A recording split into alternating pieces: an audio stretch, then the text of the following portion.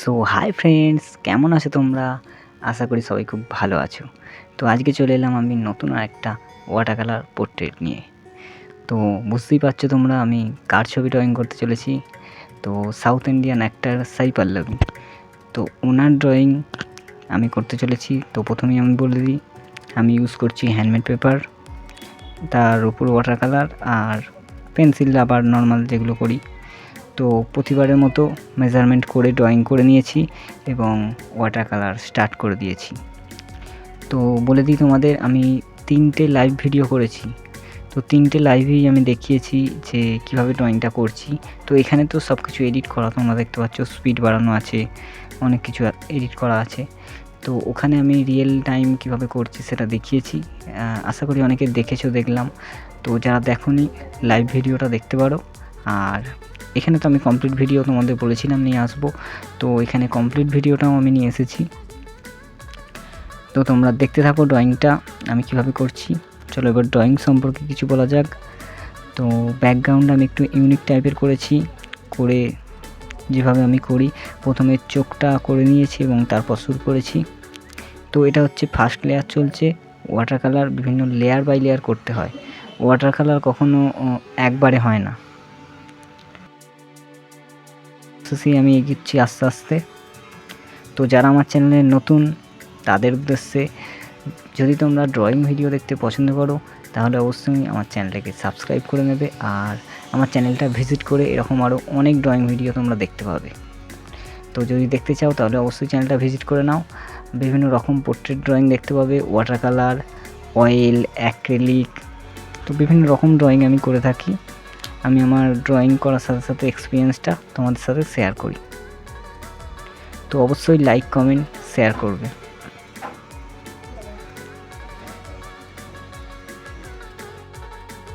আমি প্রথমে পোর্ট্রেট, যে মেন পোর্ট্রেটের চোখ, মুখ, নাক এগুলো কমপ্লিট হওয়ার পর তবেই ব্যাকগ্রাউন্ড বা জামা কাপড় যেগুলো থাকে, চুল, এগুলো করি। তো এখানেও সেমভাবেই করছি।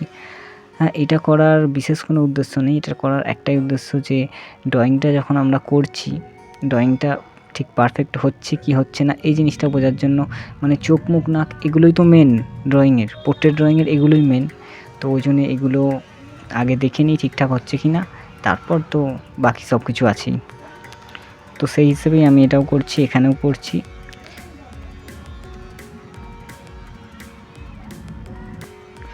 তো মাথার চুলটা করার জন্য যে জিনিসটা মাথায় রাখতে হয় সেটা হচ্ছে চুলের যে ডিজাইনটা, চুলের যে শেপটা, চুলটা কোন দিক থেকে কোন দিকে গেছে, কিভাবে রাউন্ড ব্যাপারটা এসেছে। তো সেগুলো আমি আগে হালকা হালকা করে নিচ্ছি। তারপর এবার লাইট টু ডার্ক দেখে দেখে যেখানে যতটা ডার্ক আছে সেটাকে দেওয়া হবে। তো ওয়াটার কালারে মেন যেটা তোমরা জানো সবাই, যে লাইট থেকে ডার্ক এইভাবেই যেতে হয়। মানে কোনো জায়গা একবার ডার্ক হয়ে গেলে সেটাকে কিন্তু লাইট করা ইম্পসিবল বলতে পারো।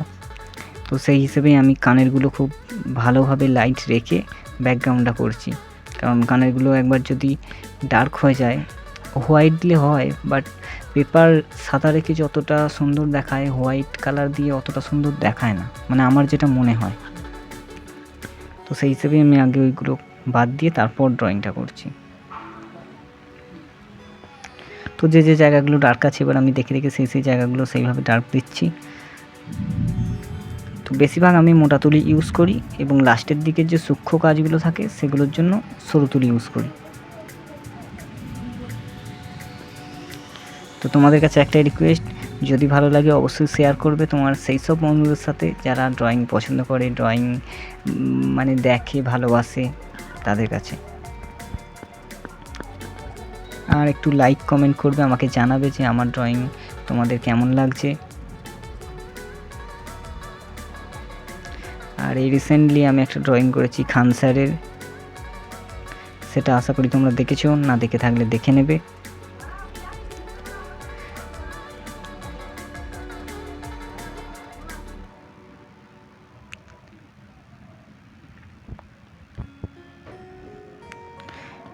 আমি বেশিরভাগই পোর্ট্রেট ড্রয়িং করে থাকি, আর এই জিনিসটা আমার ভালো লাগে, তাই জন্যই আমি এই পোর্ট্রেট ড্রয়িংটা বেশি করে থাকি।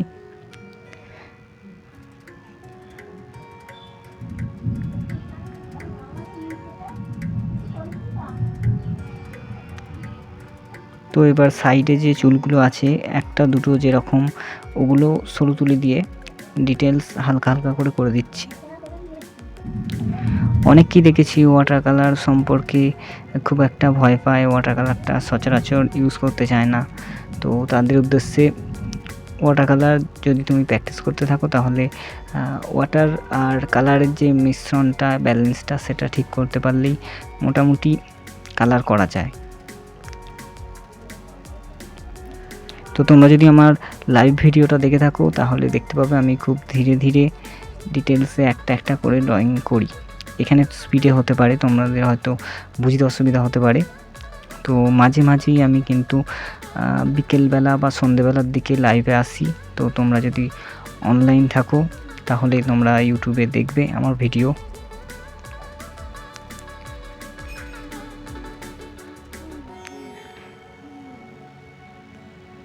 তো তোমরা জানাবে যে ড্রয়িং তোমাদের কেমন লাগছে। এবং লাস্টে দেখো আমি এবার যে জামা যেটা আছে, ওড়না যেটা আছে, ওড়নার শেডিংটা করে নিচ্ছি।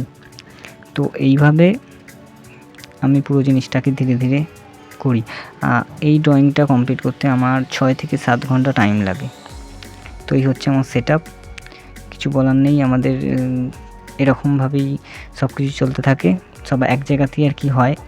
এই জায়গাটা যেখানে ড্রয়িংটা আমি করছি, এই জায়গাটা ড্রয়িং করি। আবার শনি রবিবার এখানে স্টুডেন্টরা আসে, এখানেই আমি বসি আঁকাই। তো শনি রবিবারের মধ্যে আমাকে এই জায়গাটা পুরো খালি করে ফেলতে হয়। তো ওই গোটানো, তোলা, নামানো এরকমভাবেই চলছে। তো ফাইনালি তোমরা জানাবে যে ড্রয়িংটা তোমাদের কেমন লেগেছে, আর কমেন্টে জানাতে পারো এরকম ড্রয়িং আমি ফিউচারে কী ড্রয়িং এরকম নিয়ে আসতে পারি, মানে কোন অ্যাক্টরের ড্রয়িং আমি করতে পারি, তোমরা আমাকে জানাতে পারো। তো যে জিনিসটা আমি বর্ডার হিসেবে ইউজ করেছি সেটা হচ্ছে মাস্কিং টেপ। তো মাস্কিং টেপটা আমি ড্রয়িং করার পর ওটা আটকে দিই এবং ড্রয়িং কমপ্লিট হয়ে গেলে ওটা তুলে দিই, মার্জিন টাইপের হয়ে যায়, যেটা দেখতে খুব ভালো লাগে।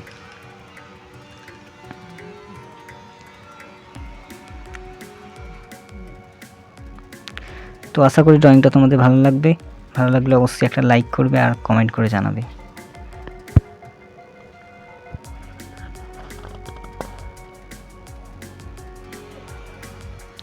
তো সবশেষে বলি, ভালো থাকবে, সুস্থ থাকবে, আর সদা সর্বদা সিম্পল আর্ট সুশোভন আমার চ্যানেলের সাথে জুড়ে থাকবে। খুব তাড়াতাড়ি দেখা হচ্ছে আবার নতুন ভিডিওতে। বাই।